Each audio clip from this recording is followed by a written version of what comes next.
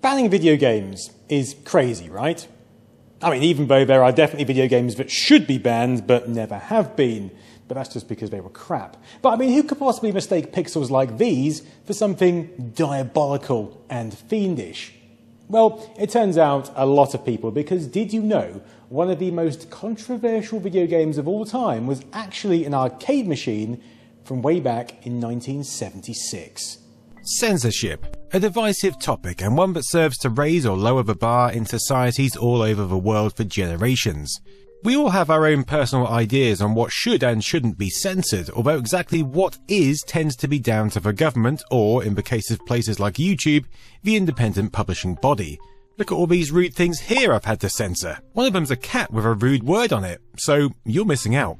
Of course, censorship as a concept, whether you believe in it or not, makes sense. It's meant to protect those who might otherwise be negatively influenced or traumatized by it.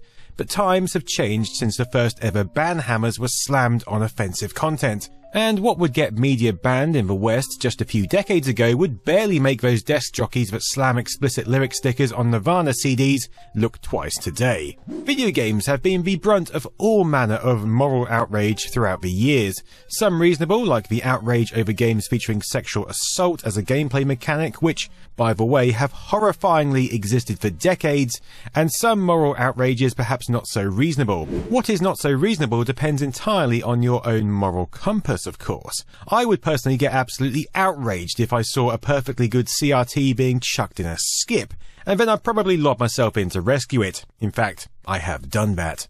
Multiple times. The current bar of censorship that allows us to play games where you get to shoot lads in the head with blood everywhere going mental had to start somewhere. And for video games it started at the very bottom, back when the best graphics you could hope for were a handful of bright blips on a black screen. The first arcade video game is usually considered to be Nolan Bushnell and Ted Dabney's Computer Space, released in 1972 as part of a commercial partnership with the cabinet manufacturer. Creator Bushnell had worked in an amusement arcade and had a good idea of how electronic games like pinballs and the like worked. He saw Space War, a game passed around computer scientists since the 60s while visiting a Stanford University laboratory, and he thought the game, which was being run on the laboratory's big bastard mainframe PDP-6, far away from the prying eyes of the public, would be great in the arcades. The story of Space War is fascinating and best told in another video. My point is that your average punters didn't start getting any video games to start getting offended by until as late as 1972. By the way, Bushnell and Danby, after Computer Space, went on to found a not unheard of corporation called Atari. Without Computer Space, video games as we know them wouldn't exist today, which is a scary thought. In any case, the next arcade game to make it to market was the mighty Pong by Atari in 1972, a game that was kind of totally ripping off a game found on the Magnavox Odyssey, the breakthrough video game console released in the same year. Pong took the arcade gaming world by storm. A bunch of copycats followed, and although now industry forerunner Atari did put a fair bit of effort into creating new game concepts, Pong would be the mainstay game type for a little while at least. Companies like Taito and Midway started to get involved, bringing to life what was essentially a set of rectangles and squares bouncing around the screen with sound effects and distinctive soundtracks. All this happened comparatively quickly. Only 2 years after Computer Space was released, the creator of the game I'm talking about today was founded. In 1973, Exidy was founded in California with the express purpose of making some coin-guzzling arcade games. 1973 was incidentally only shortly before the pinball ban in California was lifted. You can see my other video about pinball if that interests you. Thankfully, for would-be gamers in the early 70s, the negative association with amusement arcades that had led New York Mayor Fiorello LaGuardia to utterly lob slot machines into the sea in the first half of the century had long fizzled out, and the way was paved for video games to make a big splash amongst those who enjoyed pinball, skee-ball and air hockey. Exidy was named for an abbreviation of Excellence in Dynamics. Absolutely classic marketing business move to have a name that sounds like it means something awesome while actually making no sense. For Exidy, that excellence started up around 1974 when the company released TV Pinball. There are conflicting sources online, but TV Pinball appeared to have just been released at the same time as they released Table Pinball, which was just TV pinball set in a table cabinet rather than an upright one, and Table Footballer. TV Pinball was a game where the player removes tiles from the screen by bopping them with a pixel ball bounced off a sliding paddle, essentially the now classic game Breakout. Look at this wood grain aesthetic, quintessential 70s. Meanwhile, and still in 1974, Taito released the first ever driving arcade game, Speed Race. Speed Race was quite a sight at the arcades, being fitted out with a steering wheel and an accelerator pedal, a new and exciting addition alongside those pinball and skee ball setups. Also released in the USA under the name Racer, players would need to swerve and spin the attached wheel to avoid other cars racing on the vertical scrolling screen. The game was a great hit for Taito, and one wonders if Exidy had taken notice of that steering wheel setup, because in 1975 they released Destruction Derby, an arcade cabinet kitted out with not only one but two steering wheels. Way to one-up on Taito there, Exidy. Yes, Destruction Derby had one-up on Speed Race by virtue of it being a two-player game, but it was also a considerably more violent game.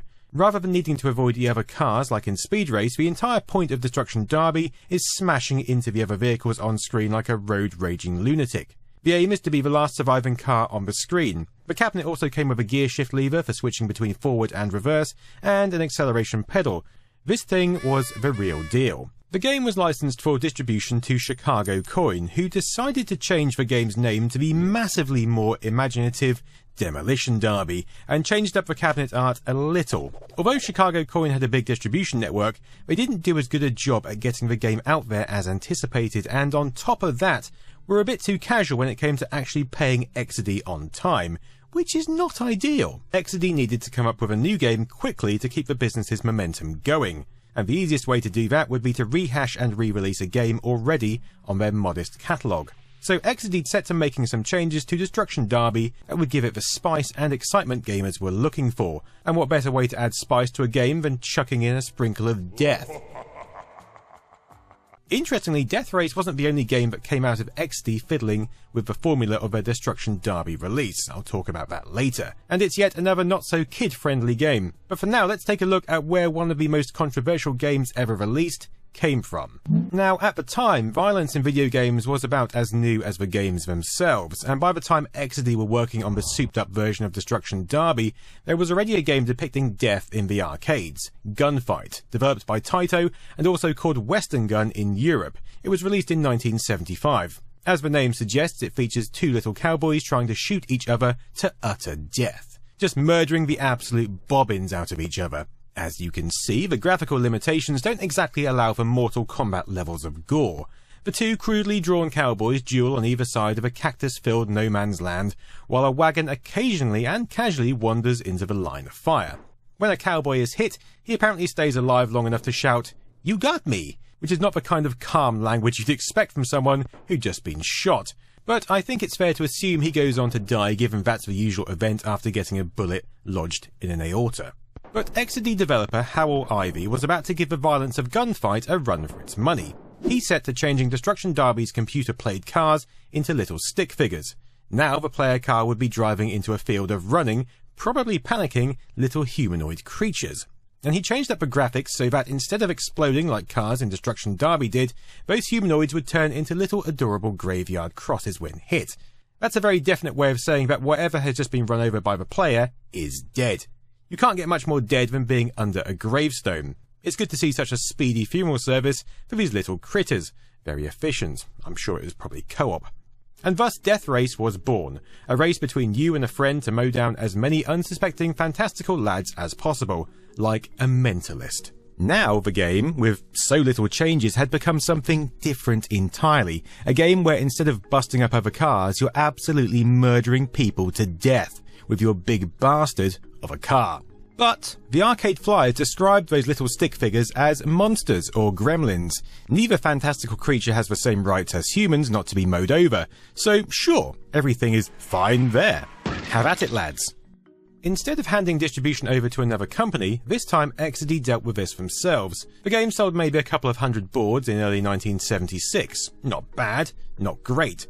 In the meantime, the company focused on their next release, but a storm was brewing. By the way, the game was not meant to be related to the film released the year prior, in 1975, Death Race 2000, featuring Sylvester Stallone. It certainly does seem to be more of a coincidence that the film is about a bunch of drivers competing for points by running over pedestrians. But Exidy's general manager at the time Death Race was released, Phil Brooks, adamantly said in an interview that none of us, not a single person in this company, was aware of that movie when we made this game. He also went on to add, "I think the movie Death Race 2000 stinks," which is fair.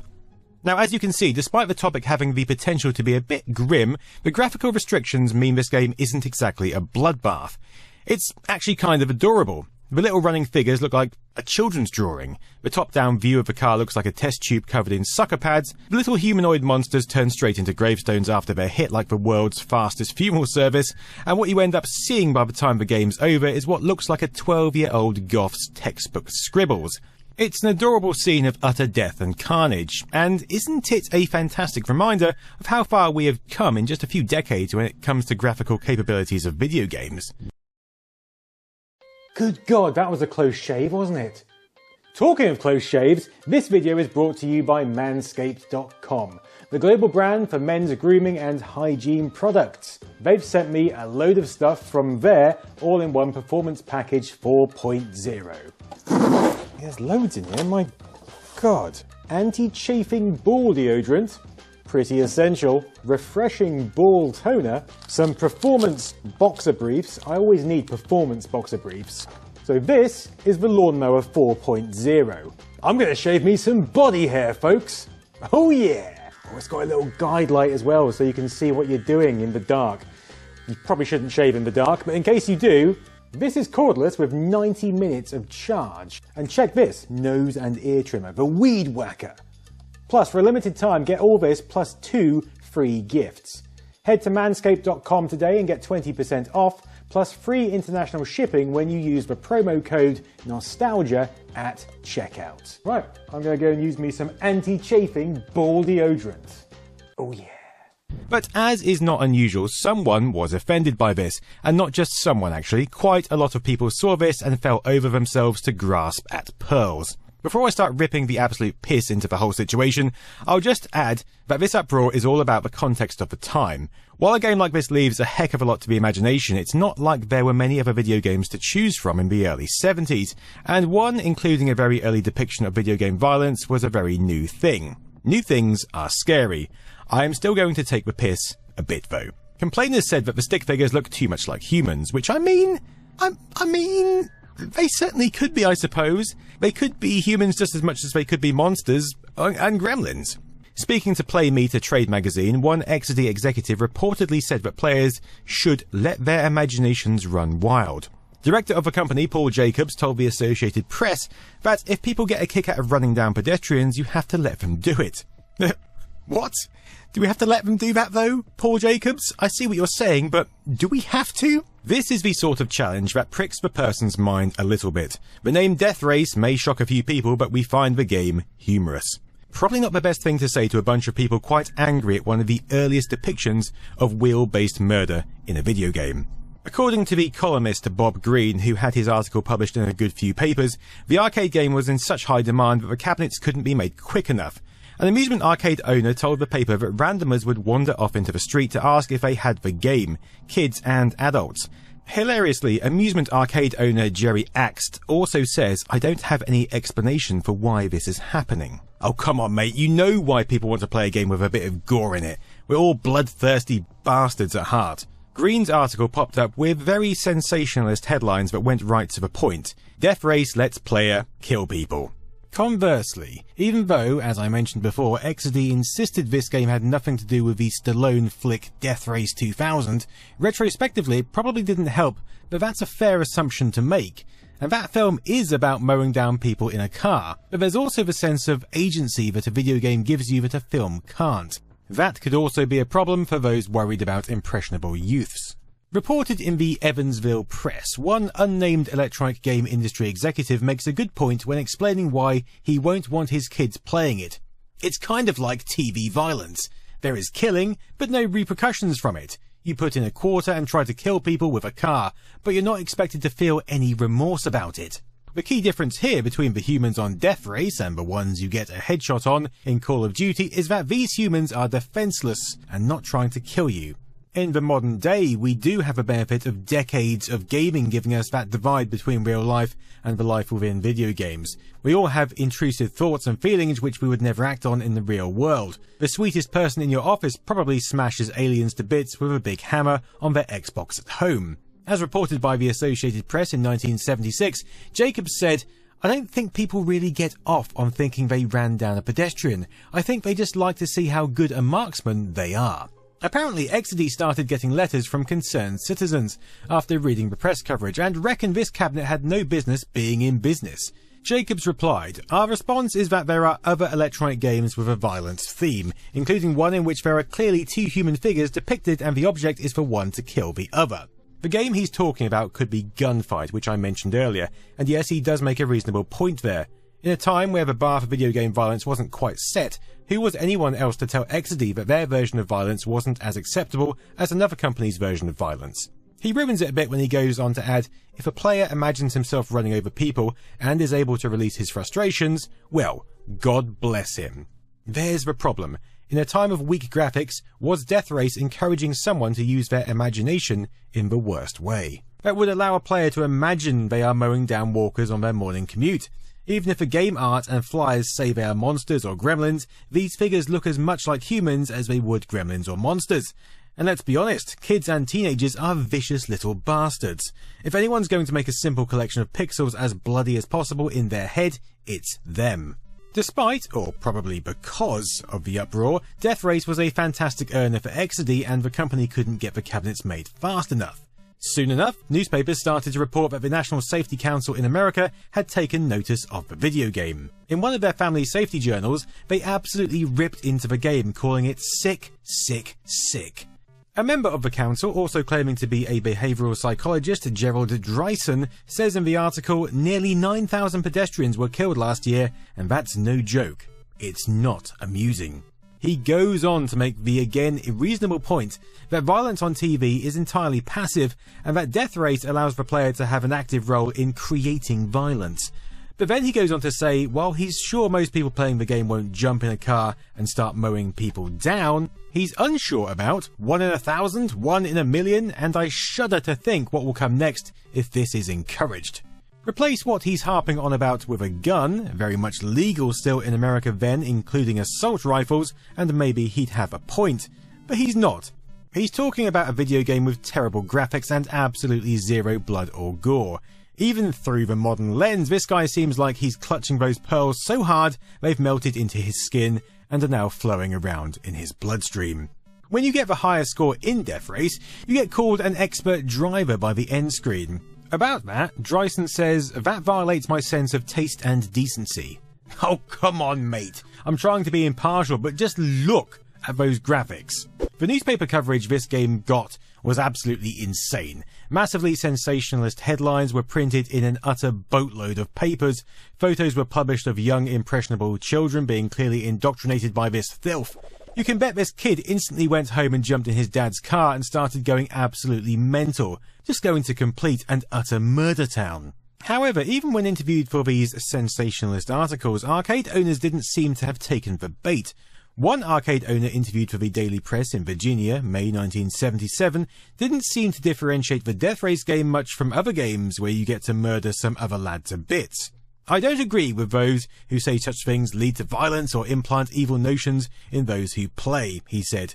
It's a game, and nothing else. He also offered up the idea of a game like this allowing punters to take out their frustrations.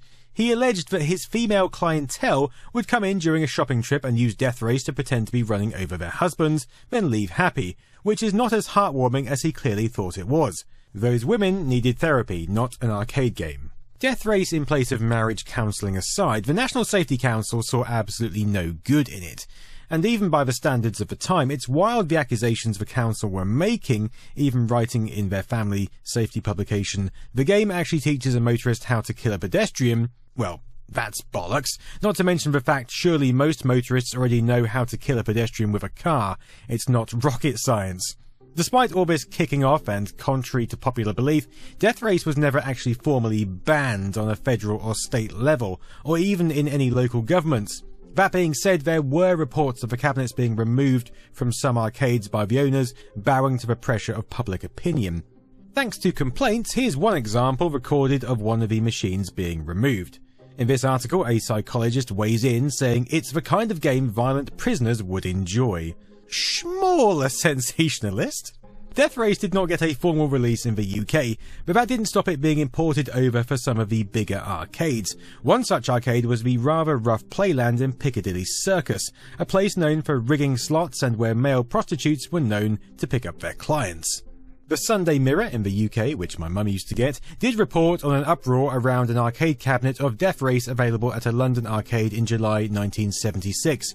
The article mistakenly writes that the game was named after Death Race 2000 and explicitly says the characters being mowed down are pedestrians. And I'll be honest, in a very British fashion, the writer of the article and the people she interviews for it apparently couldn't give less of a bobbin about the content. The writer describes it as a macabre way of having fun. The guy who imported the machines to the arcade from America admits when he heard about it, he was dubious, but he says, when you see it, it's nothing. The figures are matchstick people. There's no blood. I suppose even for a newspaper like the Sunday Mirror, it might have been a bit hypocritical to complain about the game's content on the same page as an utter whamming of standardly over-sexualized female breasts. Speaking of overly sexualized female breasts, let's take a quick look at the other game Exidy repurposed Destruction Derby for. One of the first games ever, if not the first game, that allowed the player to take the role of a female character. The game appears to have been released in 1977. It is a rehash of Death Race or Destruction Derby, in which the steering wheels have been replaced with 2 joysticks. The player can choose between being a male or female character, which replaces the car doing the killing in Death Race. His or her goal is to catch as many members of the opposite sex who will turn into hearts. Yes, only the cisgendered straights were catered for here, but remember this was 1977, and as you know, gay people totally didn't exist back then. Unfortunately, the only examples of this very rare cabinet that exist do not work. One can assume that the sprite for the female characters was more female presenting than the male ones, although the characters in games like Taito's Gunfight, for example, could honestly be any gender or sex. The flyers tend to explicitly show the characters as male presenting. Score remains an interesting snippet of gaming history, as it does openly depict female presenting playable characters on the cabinet art. Cabinet art, which by the way shows some poor guy awkwardly swerving the kiss of this lass drunk on milkshake, and this absolute nutter of a girl laying a trap for a man to stumble into. The days before Tinder were a tough time. Exidy kept the driving theme going after Death Race with the next game, Alley Rally, a top-down racing game where players must drive around a simply shaped track. There's conflicting sources online regarding exactly when Alley Rally was released, but it would appear to have been released after Death Race at the tail end of 1976. The company didn't seem badly affected by the negative press of their previous title at all, and just kept rolling on. It wasn't until years later that Exidy would be in the press for the wrong reasons once again. Or maybe the right reasons. In 1986, Exidy added another game to their modest roster of light gun games with the frankly brutal Chiller. Chiller is a game in which the player is invited to utterly torture the crap out of a bunch of people who are literally just sitting around having a not very nice time. The first level is set in a torture chamber. Parts of the people being tortured can be shot off, complete with screams of pain and blood bursts. Parts of the devices they are trapped in can be shot to decapitate or crush the skull of some poor bastard.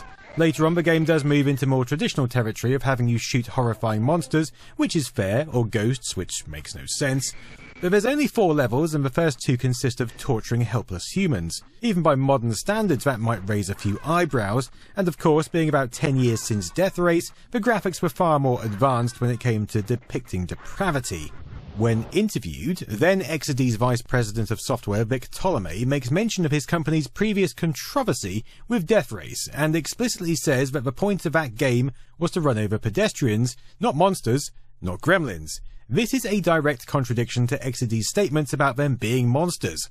Personally, I do think Death Race was meant to depict monster murder, but this Ptolemy guy clearly saw how well the controversy did for Exidy and is trying to milk a decade-old murder turd. Speaking of new game Chiller, Ptolemy says, "I think it's disgusting, but I think it will make Exidy a lot of money." Spoken like a true marketing bastard. Fair play to him. But did Chiller make Exidy a lot of money? Well, that's where it gets interesting. We already know that pixels that could kind of look like mass murder in 1976 made utter bank in a world where the bar for video game violence was newly set. 10 years on, gaming technology had massively advanced, and there were plenty of games on the market depicting all manner of violence. With that being said, Chiller didn't do too well because the whole torturing innocent people was still pushing things a bit too hard, and many arcade owners didn't want to touch it with a barge pole. And it did, unlike Death Race, reportedly get banned. According to Ptolemy, that is, who told reporters the game was banned in Britain. I couldn't find any kind of ban being reported in Britain, which of course doesn't mean Exidy's marketing guy Ptolemy was lying. I'm just saying that he was very open about how Exidy wanted the game to cause controversy, and also he does come across in these articles as someone who would talk absolute bollocks to get something sold. And honestly, fair play to him. I kind of like him. In an interview with Kotaku journalist Luke Winkie, Ptolemy admits that when it came to Chiller, Exidy bosses had given the developers orders to make something completely over-the-top horrific. Chiller was made specifically to gross people out, to make them uncomfortable and scared, with the aim of getting a bit of a buzz going around the company once again. And of course, an attract screen in the arcades that shows a bunch of people tied up and ready to be shot at was certainly going to cause a buzz. Those clutched pearls would be practically vibrating their asses off by now. Interestingly, after only a modest success at the arcades that would even take the game, Chiller was ported to the NES and released in 1990. Obviously without Nintendo's seal of approval. It is odd to see such a brutal game on a Nintendo console. Chiller might have squeezed a bit more life out of Exidy, but sadly after a vibrant career in arcade games and a brief but moderately successful foray into home computing with the Exidy Sorcerer, Exidy officially closed its doors in the mid-1990s. All told, the company just couldn't survive in the ailing arcade game industry alone, and didn't pose enough of a challenge against some of the gaming giants that had long emerged within the scene. The Death Race remains a fascinating part of video game history, a reminder not only of how far we've come technologically, but a snapshot of a society that those of us today can barely understand when it comes to what's worth being offended by. Little gremlins being mowed down by a car? Yeah, I think we'll survive, somehow. I'll leave getting offended for the next time someone tells me I have too many CRT monitors. Get wrecked. So, that was Death Race. Kind of reminds me of driving in central London, if I'm brutally honest. Anyway, until next time, I've been Nostalgia Nerd. Toodaloo.